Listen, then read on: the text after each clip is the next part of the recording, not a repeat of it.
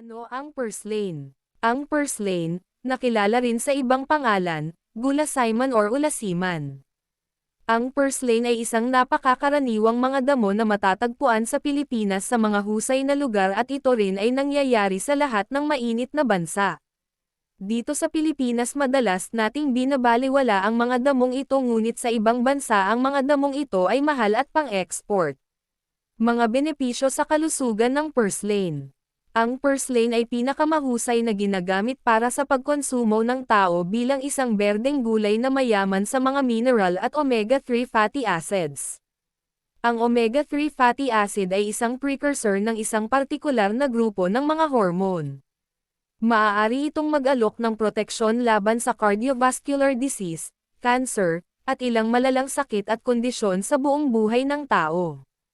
Ang mga dahon ng purslane ay naglalaman ng mas mataas na nilalaman ng alpha-linolenic acid, alpha-tocopherol, ascorbic acid at glutathione kaysa sa mga dahon ng spinach. Ang purslane ay nakalista ng World Health Organization bilang isa sa mga pinaka-ginagamit na halamang gamot sa mundo.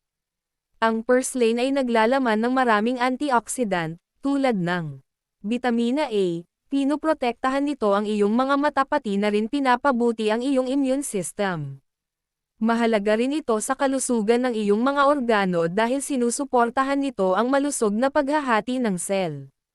Beta-carotene, ito ay nagiging vitamina A sa iyong katawan.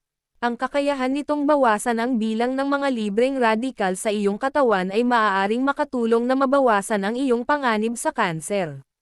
Vitamina C, pinapanatili nitong maayos ang iyong collagen at mga daluyan ng dugo, at tumutulong sa pagpapagaling ng mga pinsala. Glutathione, mayroon itong anti-cancer properties.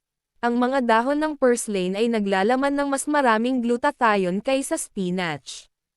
Melatonin, hindi lamang ito nakakatulong na mapabuti ang iyong pagtulog ngunit binabawasan din ang pamamaga, tumutulong na pamahalaan ang iyong immune system, at mabuti para sa iyong presyon ng dugo.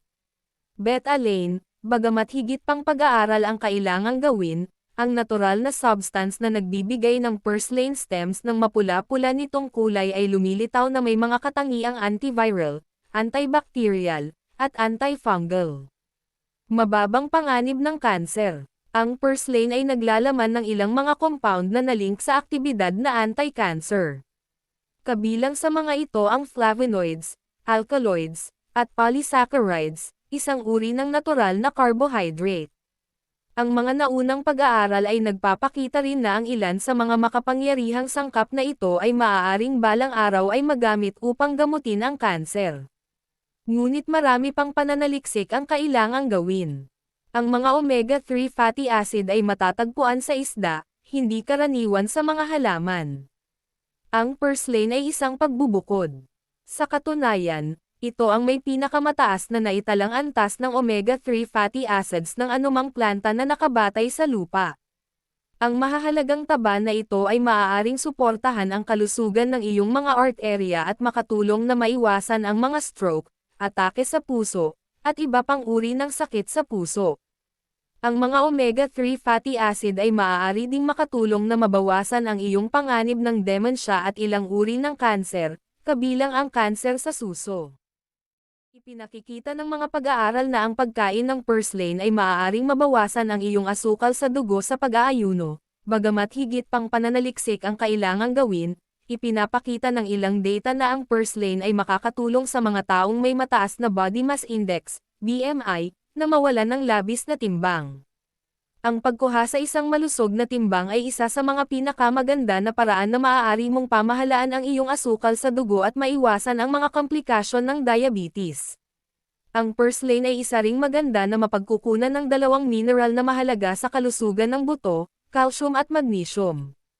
Ang iyong katawan ay hindi gumagawa ng calcium, kaya kailangan mo itong regular na makuha mula sa pagkain upang magkaroon ng malakas na buto at ngipin. Mga 60% ng magnesium na mayroon ka sa iyong katawan ay nakaimbak sa iyong mga buto.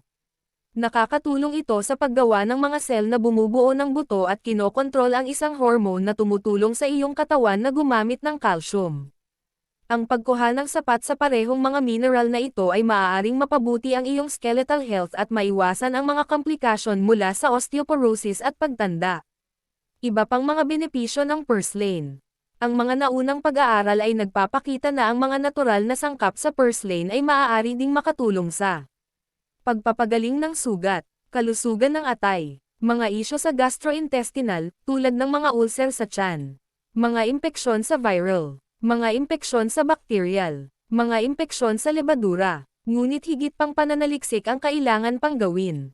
Nutrisyon. Ang purslane ay mayaman sa folate, isang uri ng bitamina B na sumusuporta sa marami sa mga function ng iyong katawan, mula sa iyong paningin hanggang sa kalusugan ng iyong utak.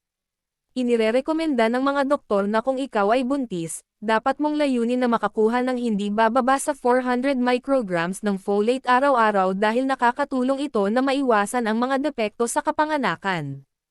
Ang purslane ay isa ring mahusay na mapagkukunan ng bitamina A, bitamina C, potassium, calcium, iron, choline, magnesium. Mga side effects. Ang purslane ay naglalaman ng mga kemikal na tinatawag na oxalates, na naiugnay sa mga bato sa bato. Ito ay napakatigas na deposito ng mineral na nabubuo sa loob ng iyong mga bato. Maaari silang maging masakit kapag dumaan sila sa iyong urinary tract. Minsan, natigil sila at nagdudulot ng mas maraming isyu. Kung ikaw ay madaling kapitan ng mga bato sa bato, kumonsulta sa iyong doktor bago subukang magdagdag ng purslane, lalo na ang purslane seeds, sa iyong dieta. Bagaman maliit ang mga buto ng purslane, malamang na magkaroon sila ng mas mataas na antas ng oxalates kaysa sa ibang bahagi ng halaman. Ang purslane ay may posibilidad na maging mas maalat kaysa sa iba pang mga gulay dahil sa pagiging makatas nito. Kung pinapanood mo ang iyong paggamit ng sodium, maaaring kailanganin mong limitahan kung gaano karami ang iyong kinakain. Kung hindi, maaari kang kumuha ng masyadong maraming asin. Kung ikaw ay buntis o nagpapasuso, palaging mahalaga na maging mas maingat sa iyong kinakain. Tanungin ang iyong doktor kung sa tingin nila ay ligtas ang purslane para subukan mo. Kung mayroon kang mga isyu sa bato, buntis, o nagpapasuso, kausapin muna ang iyong doktor. Para madagdagan ang kaalaman, magbasa o higpit patungkol sa mga dietary nutrition sa kalusugan. Ang dietary ay mahalagang sustansya, ngunit kunin ito mula sa mga pagkain, hindi sa mga suplemento, sabi ng mga eksperto. Ang impormasyon ito, para sa layunin pang edukasyon lamang at hindi layunin na kapalit sa isang medical na paggamot ng isang propesyonal, ito ay pangsariling edukasyon at dagdag kaalaman para sa mga tao na mahilig magbasa o higpit pa. Maraming salamat po.